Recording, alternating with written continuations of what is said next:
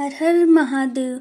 ॐ त्र्यंबकं यजामहे सुगंधिं पुष्टिवर्धनम् उर्वारुकमेव वन्दना मृत्युर्मोक्षेमामृतम्। हर हर महादेव।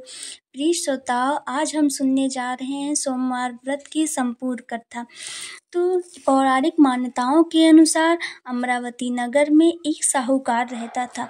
उसके घर में धन धान की कोई कमी नहीं थी। दूर दूर तक उसका नाम फैला हुआ था, पर वो सुख समृद्धि हर चीज़ से भरपूर था। लेकिन कोई संतान न होने के कारण वह बहुत ही दुखी रहता था। संतान प्राप्ति के लिए वह हर सोमवार व्रत रखता था और पूरी श्रद्धा के साथ शिव मंदिर जाकर भगवान शिव की और माता पार्वती जी की पूजा करता था।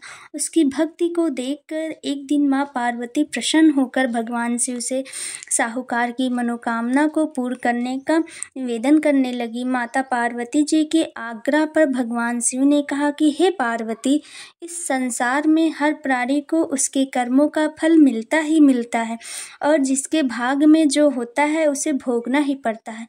लेकिन माता पार्वती जी ने साहूकार की भक्ति को देखकर उसकी मनोकामना पूर्ण करने की इच्छा को व्यक्त किया। माता पार्वती के आग्रह पर शिवजी ने साहूकार को पुत्र प्राप्ति का वरदान तो दिया, लेकिन उन्होंने बताया कि हे पार्वती, यह बालक केवल 12 वर्ष तक ही जीवित रहेगा। माता पार्वती और भगवान शिव की बातचीत को साहूकार सुन रहा था, इसलिए उसे ना तो इस बात की खुशी थी और ना ही इस बात का दुख था। वह पहले की तरह शिव जी की पूजा करता। कुछ समय के बाद साहूकार की पत्नी ने एक पुत्र को जन्म दिया। जब बालक 11 वर्ष का हुआ तो उसे शिक्षा के लिए काशी भेज दिया गया। साहूकार ने पुत्र के मामा को बुलाकर उसे बहुत सारा धन देते हुए कहा कि तुम इस बालक को काशी विद्या प्राप्ति के लिए ले जाओ। तुम लोग रास्ते में यज्ञ कराते जाना और ब्राह्मणों को भोज दक्षिणा देते हुए जाना। दोनों मामा भांजे इसी तरह यज्ञ कराते और ब्राह्मणों को दान दक्षिणा देते काशी नगर निकल पड़े। इस दौरान रात में एक नगर पड़ा जहां नगर के राजा की कन्या का विवाह था। लेकिन जिस राजकुमार से उसका विवाह होने वाला था वह एक आँख से काना था। राजकुमार के पिता ने अपने पुत्र के काने होने की बात को छुपाने के लिए सोचा कि क्यों ना उस साहूकार के पुत्र को दूल्हा बनाकर राजकुमारी से विवाह करा दूं। विवाह के बाद इसको धन देकर विदा कर दूंगा और राजकुमारी को अपने घर ले जाऊंगा। लड़के को दूल्हे के वस्त्र पहनाकर राजकुमारी से विवाह करा दिया गया। साहूकार का पुत्र बहुत ही ईमानदार था। उसे यह बात सही नहीं लगी, इसलिए उसने अवसर पाकर राजकुमारी के दुपट्टे पर लिखा कि तुम्हारा विवाह तो मेरे साथ हुआ है, लेकिन जिस राजकुमार के संग तुम्हें भेजा जाएगा वह एक आँख से काना है। मैं काशी पढ़ने जा रहा हूँ। जब राजकुमारी ने चुन्नी पर लिखी बातें पढ़ी तो उसने अपने माता पिता को यह बात बतलाई। राजा ने अपनी पुत्री को विदा नहीं किया, फिर बारात वापस चली गई। दूसरी ओर साहूकार का लड़का और उसका मामा काशी पहुंचे और वहां जाकर उन्होंने यज्ञ किया। जिस दिन लड़का 12 वर्ष का हुआ उसी दिन भी यज्ञ का आयोजन था। लड़के ने अपने मामा से कहा कि मेरी तबीयत कुछ ठीक नहीं है। मामा ने कहा कि तुम अंदर जाकर आराम कर लो। शिवजी के वरदान अनुसार कुछ ही देर में उस बालक के प्राण निकल गए। मृत भांजे को देखकर उसके मामा ने विलाप करना शुरू किया।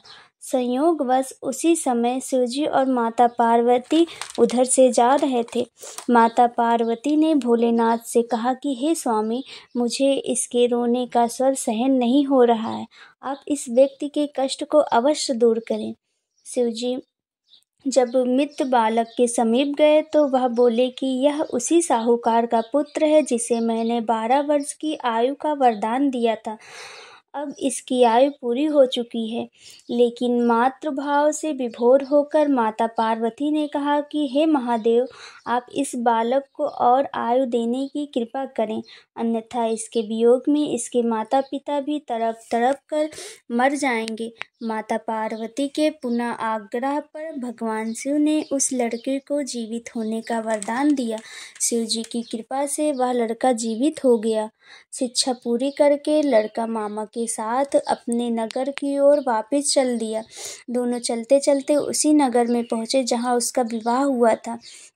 उस नगर में उस लड़के ने यज्ञ का आयोजन किया और आयोजन के समय उस लड़के के ससुर ने उसे पहचान लिया था और महल ले जाकर उसकी खातिरदारी की थी और अपनी पुत्री को विदा किया। इधर साहूकार और उसकी पत्नी भूखे प्यासे रहकर बेटी की प्रतीक्षा कर रहे थे। उन्होंने प्रण रखा था कि यदि उन्हें अपने बेटे की मृत्यु का समाचार मिला तो वह भी उसी समय प्राण त्याग देंगे, परंतु अपने बेटे के जीवित होने का समाचार पाकर वह बेहद प्रसन्न हुए। उसी रात भगवान शिव ने साहूकार के स्वप्न में आकर कहा कि हे श्रेष्ठी, मैंने तेरे सोमवार व्रत करने और व्रत कथा सुनने से प्रसन्न होकर तेरे पुत्र को लंबी आयु प्रदान की है। इसी प्रकार जो कोई सोमवार व्रत करता है या कथा सुनता है या और पढ़ता है, उसकी सभी दुख दूर होते हैं और सभी मनोकामना पूर्ण होती है। हर हर महादेव। आशा करते हैं आज की यह कथा आपको बहुत ही अच्छी लगी होगी। तो आज ये कथा ही समाप्त करते हैं। हर हर महादेव।